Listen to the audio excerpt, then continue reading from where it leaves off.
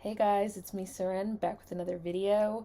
I'm not sure why my light is so bright today. This is the same light I always use, and I feel like it's like exceptionally bright today. For some reason, it's like washing out my face. Not sure why. I hope it's not too bright for you guys. But today is day 8 of Hidden Figures, and today's hidden figure is Rebecca Lee Crumpler, who was born Rebecca Davis on February 8th, 1831, and died on March 9th, 1895. Crumpler was an American physician, nurse, and author who, after studying at the New England Female Medical College in 1864, became the first Black American woman physician in the United States. Crumpler was also one of the first female physician authors in the 19th century when, in 1883, she published a book of medical discourses in 2 parts, which was published by Cashman, Keating & Co. of Boston. Dedicated to nurses and mothers, it focused on maternal and pediatric medical care and was also among the first publications written by a Black American about medicine. In 1831, Crumpler was born free in Delaware to Matilda Weber and Absalom Davis. She was raised in Pennsylvania by an aunt who cared for sick townspeople, acting as doctor in their Black American community. Crumpler was inspired by her aunt to go into medicine. She moved to Charlestown, Massachusetts in 1852, where she worked as a nurse and medical apprentice from 1855 to 1860 before applying and becoming accepted into the New England Female Medical College. Crumpler was the only Black woman who attended the school, given a recommendation by her supervising physician and winning a tuition award from the Wade Scholarship Fund. She graduated in February 1864 after having completed 3 years of coursework, a thesis, and final oral examinations. On March 1st, 1864, the Board of Trustees named her a Doctor of Medicine. The only Black graduate the school has ever had, she was the country's first Black American woman to be a formally trained physician.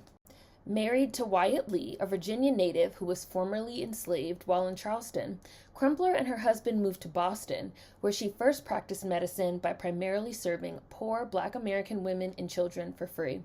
Her husband died of tuberculosis on April 18, 1863, while she was still a medical student, and he was buried at Mount Hope Cemetery in Boston. Lee and her husband also conceived and lost a child while she was in medical school, which also further prompted her to learn more about maternal health care. In 1865, she married her second husband, Arthur Crumpler, in St. John, New Brunswick. Arthur was also formerly enslaved and had escaped bondage from Southampton County, Virginia. After the American Civil War ended in 1865, she moved to Richmond, Virginia, where she worked for the Freedmen's Bureau to provide medical care for freed slaves. She later moved back to Boston to continue to treat women and children, and in 1870 had a daughter, Lizzie Sinclair Crumpler.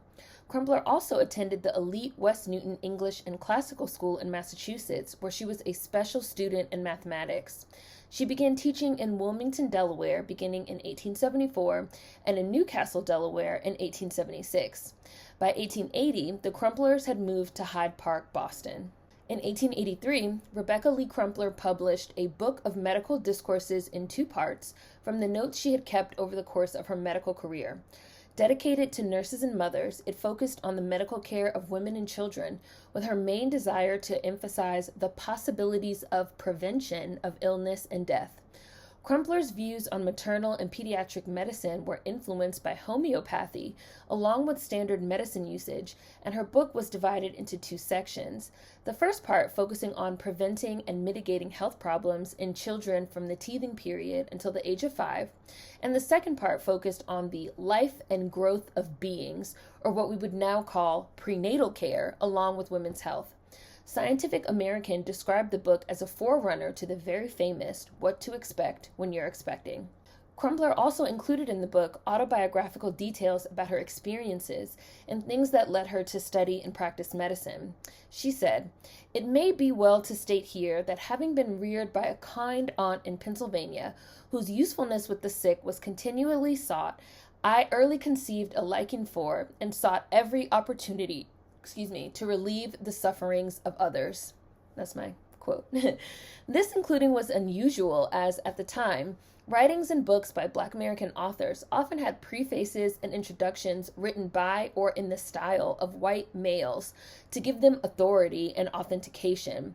Crumpler being able to introduce and speak on her own experiences in the text was a proclamation of her own authority as a non-male physician. Rebecca Crumpler died on March 9, 1895, of fibroid tumors at age 64 while still residing in Hyde Park. Her husband Arthur died in 1910, and they are both buried at Fairview Cemetery. Their graves were unmarked for 125 years until July 16, 2020, when a ceremony was held at the Fairview Ceremony to dedicate a granite headstone in memory of Rebecca Lee Crumpler. The Rebecca Lee Society, one of the first medical societies for Black American women, was named in her honor. Her home on Joyce Street in Boston is a stop on the Boston Women's Heritage Trail, and in 2019, Virginia Governor Ralph Northam declared March 30th, or National Doctors' Day, the Dr. Rebecca Lee Crumpler Day. At Syracuse University, there's also a pre-med club named the Rebecca Lee Pre-Health Society, which encourages people of diverse backgrounds to pursue health professions, offering mentorship, workshops, and resources to help members succeed.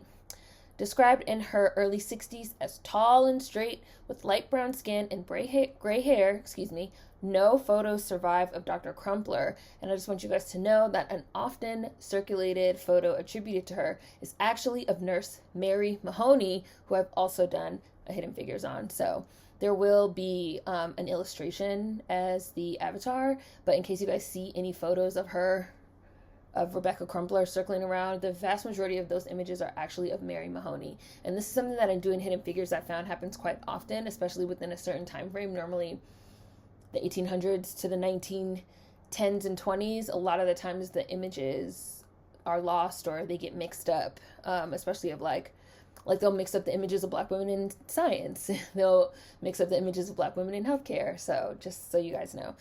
So that's Rebecca Lee Crumpler, the first Black American woman physician in the United States, in a Hidden Figure. Hopefully you guys enjoyed this one. There will be tons of links and information in the description box. Food for thought as always. See you guys tomorrow with another Hidden Figure. Peace.